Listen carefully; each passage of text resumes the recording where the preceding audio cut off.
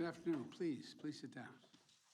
Some will no doubt question why I'm renominating Jay when he was the choice of a Republican predecessor. Why am I not picking a Democrat? Why am I not picking fresh blood or taking the Fed in a different direction? Put directly, at this moment, both enormous potential and enormous uncertainty for our economy, we need stability and independence at the Federal Reserve. Jay has proven the independence that I value in the federal chair, in the Fed chair. In the last administration, he stood up to unprecedented political interference, and in doing so, successfully maintained the integrity and credibility of his institution. It's just one of the many reasons why Jay has support from across the political spectrum. I believe having Fed leadership with a broad bipartisan support is important, especially now in such a politically divided nation.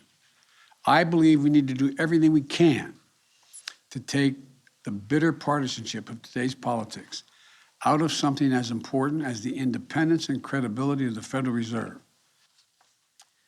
When COVID hit our shores, American families and businesses were 10 years into a historic economic expansion, with a robust jobs market that was reaching even those who had traditionally been left out.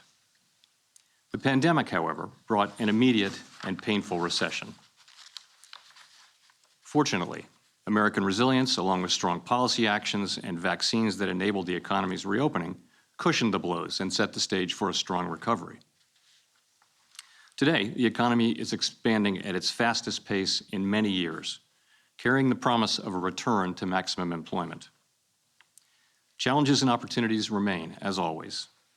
The unprecedented reopening of the economy, along with the continuing effects of the pandemic, led to supply and demand imbalances, bottlenecks, and a burst of inflation.